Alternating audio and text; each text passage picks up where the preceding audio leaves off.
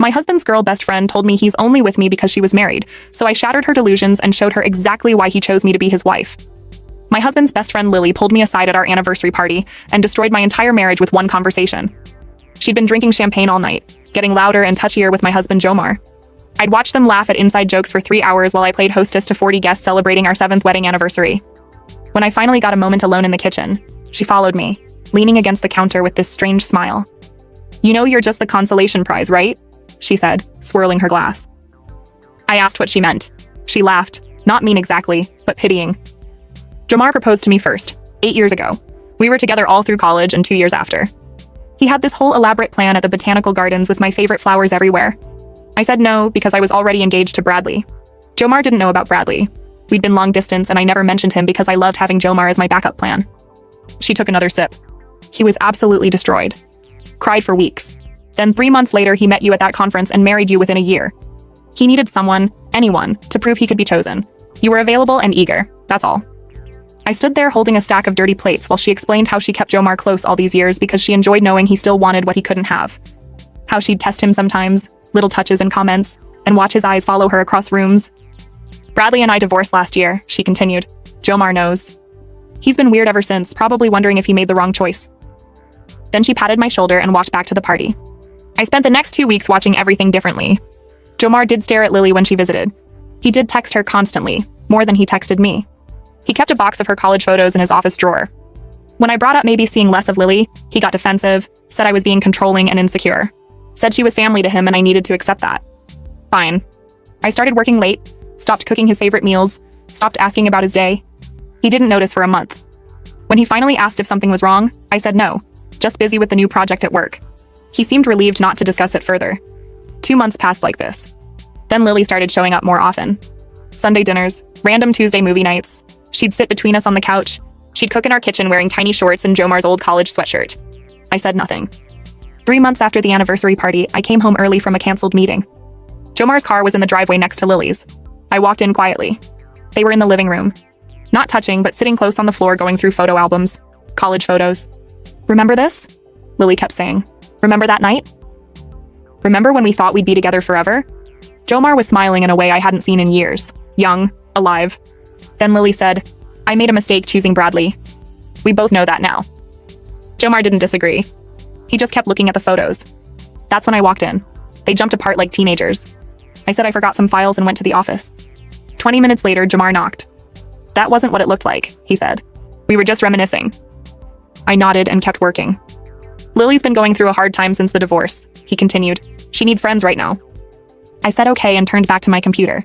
He stood there for another minute, then left. The next morning, I called Lily's ex-husband, Bradley.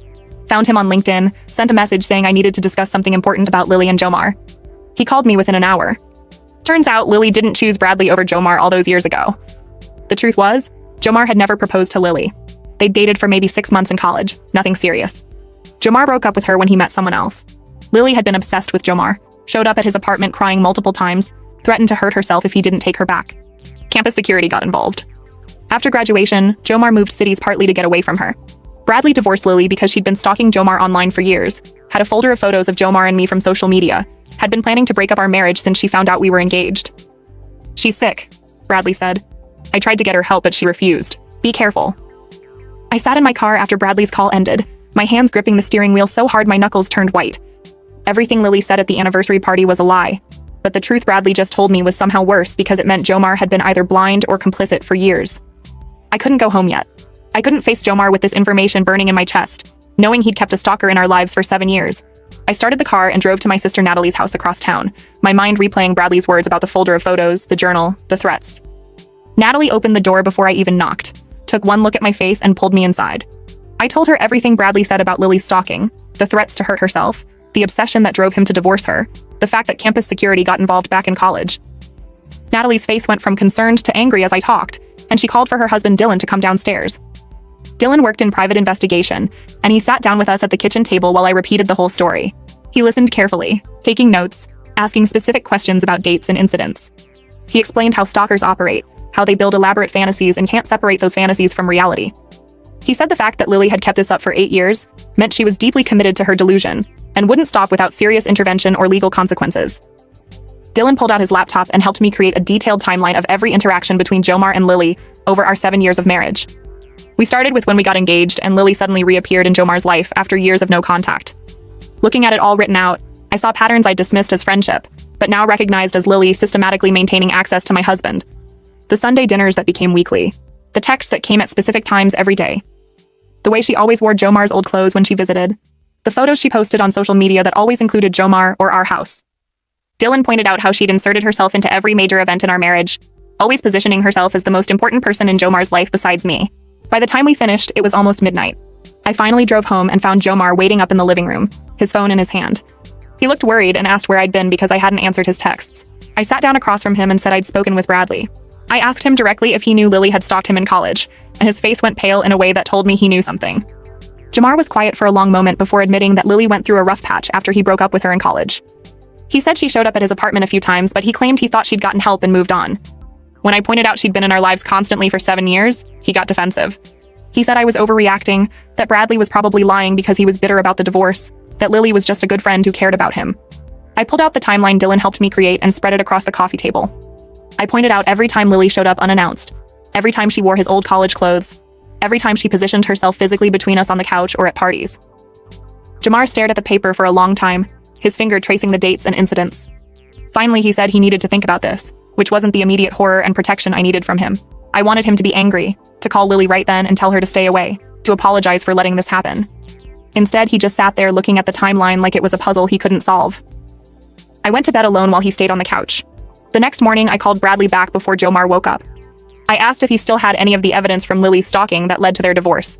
Bradley said he kept everything because his lawyer told him to, and he was willing to share it with me if it would help protect me and Jomar from her. He said he'd email it over within the hour. I sat at my laptop refreshing my inbox until Bradley's email came through. The folder contained screenshots of Lily's social media obsession with Jomar, going back years before Bradley even knew about it. Photos she'd collected of him from mutual friends' accounts, saved and organized by date. A journal she'd kept documenting Jomar's daily routines, what time he left for work, what coffee shop he went to, what gym he used. Reading her entries made my skin crawl because she wrote about him like they were in a relationship even while she was married to Bradley. She described imaginary conversations they'd have, plans for their future together, how she was just waiting for the right time to make Jomar see they belonged together. That evening, I showed the evidence to Jomar. I watched his face carefully as he read through Lily's journal entries about him. He looked sick, his hand shaking slightly as he scrolled through page after page of her obsessive documentation. But then he tried to minimize it by saying she was probably just venting harmlessly in a private journal, that lots of people write things they don't mean. I stared at him in disbelief and asked if he seriously thought a married woman keeping a journal about his daily schedule and writing about their imaginary future together was harmless venting. I closed the laptop and looked at Jomar sitting there on the couch. I told him he needed to cut off all contact with Lily right now, immediately. No more texts or calls or visits. He opened his mouth and then closed it again. He shifted in his seat. He said he couldn't just ghost someone who'd been his friend for so long. He said it would be cruel to cut her off without explanation when she was going through a hard time with the divorce. I felt my stomach drop listening to him defend her even after reading her journal entries about tracking his daily schedule. I asked him if he understood that his friend was actually a stalker who'd been planning to break up our marriage for years. He got defensive and said I was overreacting, that Bradley probably exaggerated everything because he was bitter, that Lily just needed better boundaries, not total abandonment. I stood up and told him his priority right now should be protecting his wife, not worrying about hurting his stalker's feelings. He said I was being controlling and jealous just like he'd worried about. That's when I really lost it. I pointed at the laptop and asked if he'd actually read the part where she wrote about waiting for the right moment to make him see they belonged together. He said she wrote that stuff while married to someone else, so obviously she didn't really mean it. I stared at him trying to understand how he could be this blind or this willfully ignorant. We fought for 2 hours, going in circles with him making excuses, and me pointing out facts he couldn't deny, but somehow still managed to minimize. He kept saying Lily was harmless, just confused, just going through something difficult. I kept saying she was dangerous and obsessed and had been manipulating both of us for 7 years. Finally, around midnight, he said he needed space to think and he'd sleep in the guest room. I watched him grab a pillow and walk down the hall. I lay in our bed alone, staring at the ceiling, wondering if my marriage had ever been real or if I'd just been a placeholder in Lily's long game to get Jomar back. I didn't sleep at all that night. The next morning, Jomar left for work early without saying goodbye. I called my friend Caroline around 9 after I knew she'd be between clients. She's a therapist, but I wasn't calling for professional advice. I just needed someone to tell me if I was losing my mind. She listened while I explained everything from the anniversary party, to Bradley's revelations, to Jomar's refusal to cut contact. When I finished, Caroline was quiet for a moment. Then she said my instincts were absolutely right. She said Jomar's defensiveness was a huge red flag because he was prioritizing his stalker's feelings over my safety and our marriage. She said I needed to protect myself even if Jomar wouldn't. I started crying on the phone, relieved that someone validated what I was seeing. Caroline told me to document everything going forward. Every text from Lily, every conversation with Jomar, every incident. She said I should also consult with a lawyer, not necessarily for divorce, but to understand my options if Jomar kept choosing Lily's presence over my peace of mind. I thanked her and hung up feeling slightly less crazy, but way more scared about what all this meant. Jomar came home that evening and we barely spoke. He made himself dinner while I worked on my laptop. We moved around each other like strangers. 2 days passed like this, cold and distant, sleeping in separate rooms. Then on Thursday morning, I got a text from Lily. She asked if everything was okay because Jomar had been distant with her lately. I read that message 3 times. She'd noticed a 2-day change in Jomar's behavior toward her. She was monitoring him closely enough to detect a slight shift in his texting patterns or response times. Everything Bradley had told me about her obsessive attention to Jomar's patterns was right there in one text message. I took a screenshot immediately and added it to the folder Dylan had helped me create. When Jomar got home that evening, I showed him Lily's text on my phone. I asked him if he thought it was normal for a friend to notice and comment on 2 days of slightly different behavior. He looked uncomfortable reading it. He admitted that Lily did seem to pay unusual attention to him, but then he added that she was probably just worried because they talked every day, and the sudden change concerned her as a friend. I asked him what kind of friend monitors another person's communication patterns that closely. He said she was harmless and just needed better boundaries, like he'd been saying all along. I put my phone down and told him I was going to stay with Natalie for a few days. His face went pale. He asked me not to leave, said we could work this out, said he'd talk to Lily about boundaries. I told him his continued defense of her was choosing her over me, and until he understood that, I needed space to think about our marriage. I packed a bag while he followed me around the bedroom trying to convince me to stay. I left anyway. Natalie's house felt safe in a way my own home didn't anymore. She made up the guest room and didn't push me to talk when I clearly wasn't ready. Dylan came home from work and found me sitting at their kitchen table staring at nothing. He sat down across from me and offered to do a background check on Lily. He said his company had access to employment records and court filings, and he could see if there was any other documented concerning behavior. I agreed, even though it felt weird investigating my own life like this, but I needed to know the full truth about this woman who'd been circling my marriage for years. Dylan worked on his laptop for about an hour while Natalie and I pretended to watch TV. When he called me over, his face was serious. He showed me what he'd found. Lily had been fired from a job 3 years ago. The termination paperwork cited inappropriate fixation and refusal to respect professional boundaries with a male coworker. There was no restraining order filed, but HR had documented multiple incidents of her showing up at his desk uninvited, texting him outside work hours, and making other employees uncomfortable with her attention toward him. Dylan printed everything out for me. I stared at the pages, seeing the same pattern Bradley had described, the same pattern I'd witnessed in my own marriage, now documented by a third party who had no reason to lie. I sent photos of the HR documentation to Jomar that night with no message attached. He called me immediately. I didn't answer. He texted saying we needed to talk. I texted back that he could read the documents and we'd talk when he was ready to actually see what was right in front of him. He couldn't dismiss this as Bradley being vindictive or me being jealous. This was Lily's employer documenting her obsessive behavior toward another man 3 years ago, proving this was who she was, not just some past phase she'd grown out of. Jomar called me 20 minutes later. His voice sounded different, smaller somehow, and he asked if we could meet to talk about everything. He said he'd been looking at the HR documents I sent, and he needed to explain some things he should have told me years ago. I agreed to meet him at a coffee shop halfway between Natalie's house and ours, neutral territory where neither of us had the advantage. I got there first and picked a table in the back corner where we could talk without being overheard. Jomar walked in looking like he hadn't slept, his shirt wrinkled and his hair uncombed. He sat down across from me and immediately started apologizing, saying he'd been thinking about Lily's behavior over the years, and he realized he'd been making excuses for things that weren't normal.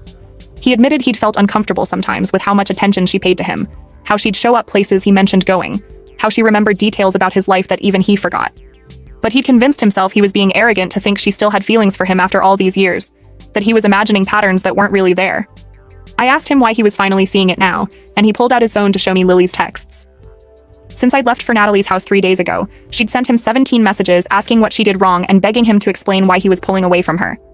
I scrolled through them and watched the tone shift from concerned friend to something desperate and possessive. The first few messages asked if he was okay and if our marriage was having problems. Then they got more intense, saying she could tell something was different in how he was acting toward her, and she deserved to know what changed. The most recent ones from this morning said she knew I was behind this, and she wouldn't let me destroy their friendship. I handed his phone back and asked him if he thought that sounded like normal friend behavior. He stared at the screen for a long moment before admitting it looked really bad when you read them all together like this.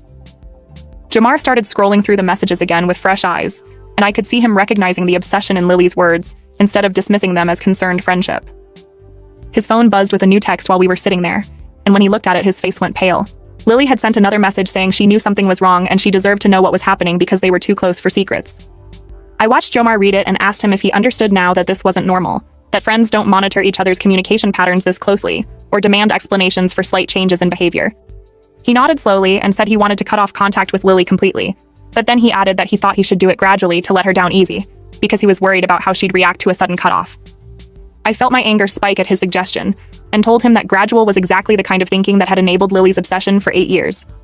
I explained that people like Lily don't understand hints or gentle letdowns. They interpret any continued contact as hope that things can go back to normal. I said the only way to deal with someone who can't respect boundaries is a clean break with no room for negotiation or future contact. Jomar looked uncomfortable but said he didn't want to be cruel to someone who'd been his friend for so long, even if that friendship was built on her obsession. I pointed out that staying in contact with her was being cruel to me, his actual wife, and he needed to choose which relationship he wanted to protect. We spent another 20 minutes going back and forth before reaching a compromise. Jomar would send one clear message telling Lily their friendship needed to end, that he'd realized her feelings weren't platonic, and he needed to prioritize his marriage. He pulled up a new text and started typing while I watched over his shoulder. His first draft was full of apologetic language and explanations that left room for her to argue or negotiate. I made him delete the parts where he said he was sorry, and he hoped she understood, the phrases that implied this was a mutual decision they could discuss. I told him to make it clear this wasn't up for debate, that the friendship was over effective immediately. He retyped the message 3 times before I approved it, and then he stared at his phone for another minute before finally hitting send. Lily's response came within 2 minutes. Jomar's phone lit up with a text that filled the entire screen, and I watched his face as he read her calling him a liar. She said I'd poisoned him against her and she knew he didn't really want this. She threatened to tell everyone the truth about how Jomar had led her on for years, while using me as a placeholder until she was available again. Jomar looked shocked and started to respond, but another message came through before he could type anything. Then another. His phone kept buzzing with new texts, each one longer and more unhinged than the last. I took Jomar's phone from his shaking hands and read through Lily's messages as they continued to pour in. She cycled through anger and pleading and threats in the span of 5 minutes. She said she had proof that Jomar encouraged her feelings, that he'd told her he married me too quickly and regretted it, that he'd promised they'd be together once she left Bradley.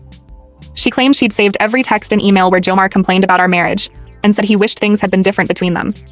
She said she'd show everyone the evidence and they'd all see that I was the villain keeping Jomar trapped in a loveless marriage.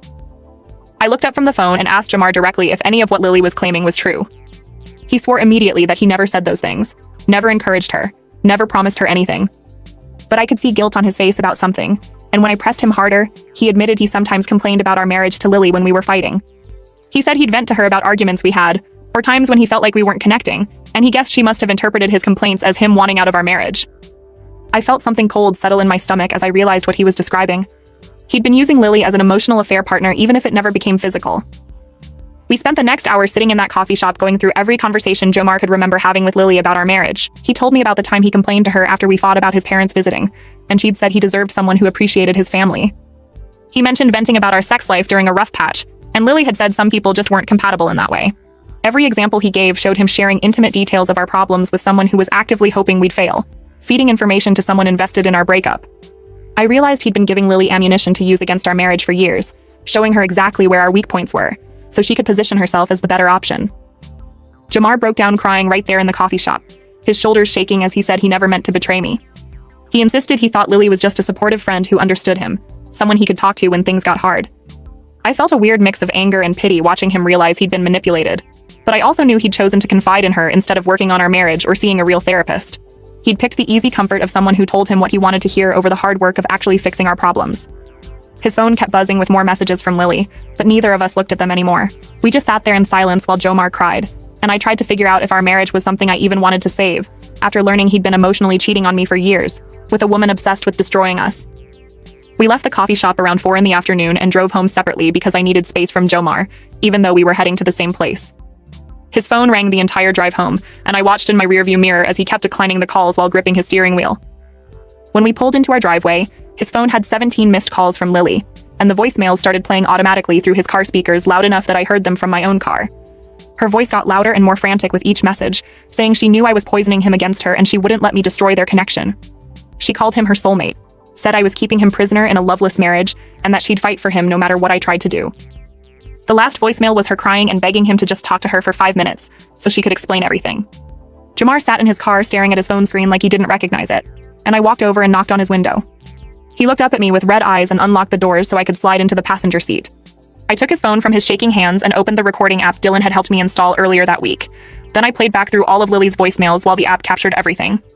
Jomar listened to her voice cycle through anger and pleading and threats, and I watched his face change as he finally heard how she really sounded when she wasn't performing the role of casual friend. She said things in those messages that no friend would ever say, claiming Jomar had promised her they'd be together once she left Bradley, insisting she'd saved every text where he complained about me, and wished things had been different between them. Jomar kept shaking his head and saying he never promised her anything, never encouraged her feelings, but I could see him recognizing the obsession that everyone else had been trying to show him for weeks now. His hands trembled as he scrolled through the text messages she'd sent during our coffee shop conversation, watching the pattern of her desperation play out in real time. I saved everything to the cloud like Dylan instructed and forwarded copies to my own phone, building the case for harassment that we both knew was coming. Jomar looked sick as he read through message after message where Lily swung between love bombing him with memories of college and vicious attacks on me, calling me controlling and abusive and saying I'd manipulated him into cutting her off. That evening around 7, we were sitting in the living room trying to figure out our next steps, when the doorbell rang 3 times in quick succession, followed by loud knocking. Jomar jumped up to answer it, but I grabbed his arm and pulled him back down, looking through the window to see Lily pacing on our front porch. She rang the bell again and started knocking harder, calling out that she knew we were home because both our cars were in the driveway.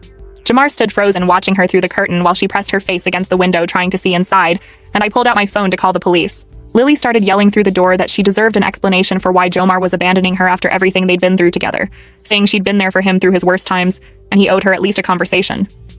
Her voice got louder as she pounded on the door, and I gave our address to the emergency operator, explaining that someone was refusing to leave our property after being told the friendship was over. Jomar kept staring at Lily through the window like he was watching a stranger, this woman he'd known for over a decade transforming into someone he didn't recognize at all. The operator told me to stay inside and keep the doors locked until an officer arrived, and I could hear Lily's muffled shouting about how I'd brainwashed Jomar and stolen him away from her. She kicked the door once and Jomar flinched, finally understanding that this wasn't just awkward or uncomfortable, but actually dangerous. The police officer arrived about 15 minutes later, and I watched through the window as he approached Lily on our porch. She immediately switched to a calmer tone, and I saw her gesturing toward our house while talking to him, probably explaining that she was Jomar's best friend and just wanted to check on him. The officer listened for a few minutes, then knocked on our door and asked to speak with us, and Jomar opened it while I stood behind him. The officer took our statement about ending the friendship and asking Lily to stop contact, and he wrote everything down in his notebook, including the voicemails and messages she'd sent. He turned back to Lily and told her she needed to leave our property immediately, explaining that she was trespassing and if she returned, we could pursue charges against her. Lily's face changed from concerned friend to something harder, and she told the officer that she'd been Jomar's best friend for over a decade, and she had a right to talk to him. She pointed at me and said I was controlling and abusive, that I was keeping Jomar isolated from everyone who cared about him, and that the officer should be worried about Jomar's safety, not hers. The officer remained professional